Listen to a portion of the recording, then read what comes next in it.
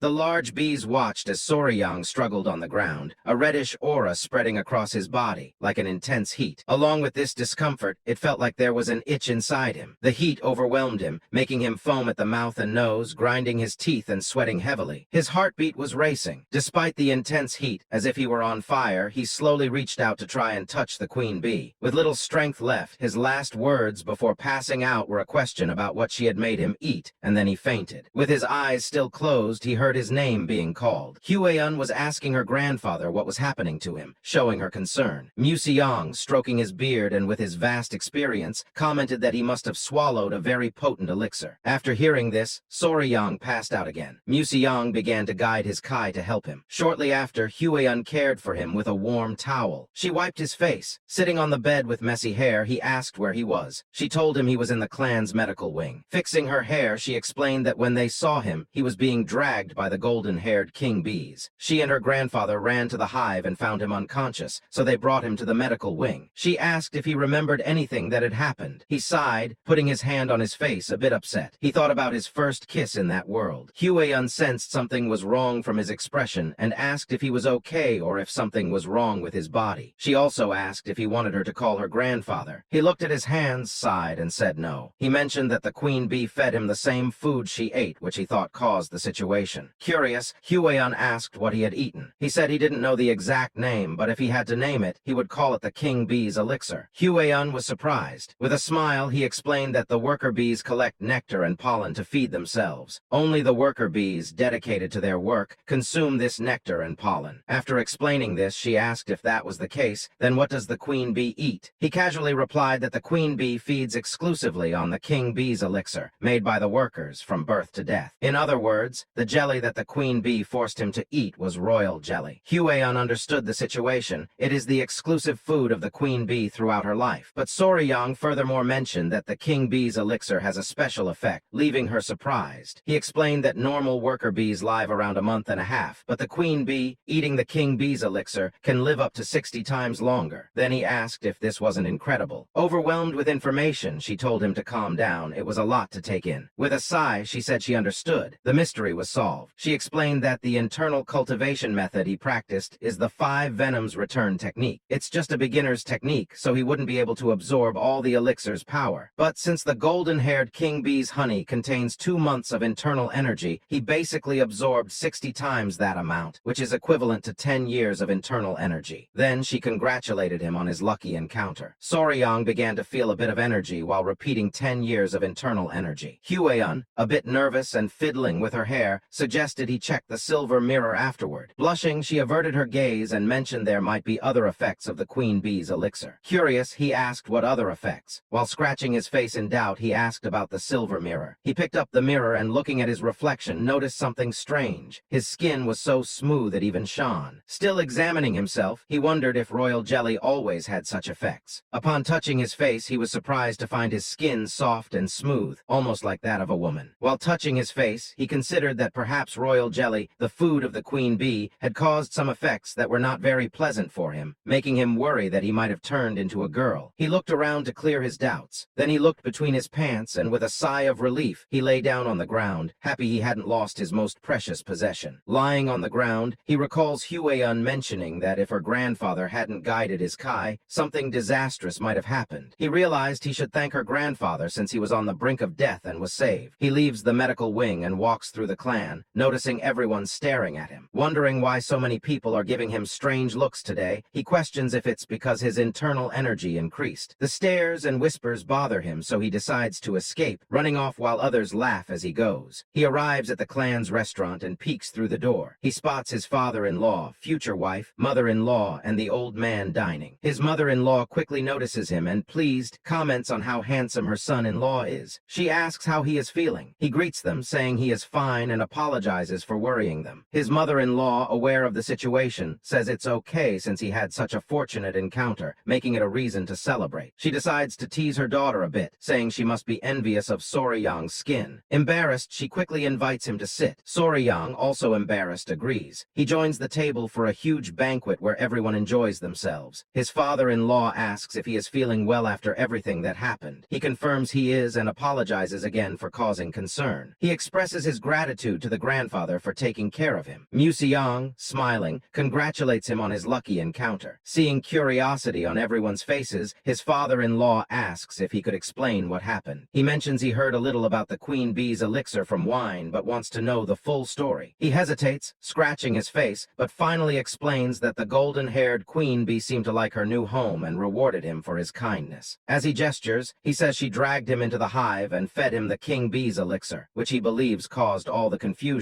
To his surprise, his mother-in-law comments that even mid-level venomous creatures know how to show gratitude, finding it fascinating. Museong was equally surprised, asking if there's any way to get the king bee's elixir again. He mentions that if they could, it would greatly benefit the clan. Kaelson notes that even the honey from the golden-haired bees would be an incredible treasure, but the queen bee's elixir would be an extraordinary blessing. His mother-in-law, excited, agrees and asks her son-in-law if he could get more of the elixir, leaving everyone at the table confused by her sudden enthusiasm. Hueun then asks him if he could obtain more of this elixir. Soryang thinks it over. If they were just regular bees, they could create several queen cells and trick the worker bees into producing royal jelly. However, with the intelligent, golden-haired bees, they would be turned into hives quickly. Besides, royal jelly is essentially baby food produced by worker bees, but what he consumed came directly from the queen. He ponders whether what he ate might not even be the same substance, making him think more about the situation. He wonders if he should be honest at that moment. Finally, he decides to say that he thinks it wouldn't be possible to get more of the elixir. This prompts Museong and his mother-in-law to ask why it wouldn't be possible. Soryang explains that even if someone could consume it, he doesn't know if anyone would want to. Curious, Kaelson asks if the taste is bad or if it has a strange smell. With seriousness, he replies that it's not about the taste or smell. Sweating cold, he reveals that the king bee's elixir comes directly from the queen's mouth and that the only way to receive it is through direct contact with the queen. He explains that the method involves forming a connection by joining lips with the queen, with her tongue transferring the elixir. Everyone is shocked. Museong, shouting, asks in disbelief, "A kiss on the queen bee's mouth?" His mother-in-law is left speechless. Kaelson, even more shocked, concludes that they must assume it's impossible to get the elixir, unless it's the protagonist, since he was favored by the queen bee. For anyone else, it would be impossible. Soon, his fiancée, understanding what happened, drops her chopsticks, outraged. She asks, "A kiss on the mouth?" with a terrifying expression and a murderous look. She says his name, hinting that he kissed the queen bee.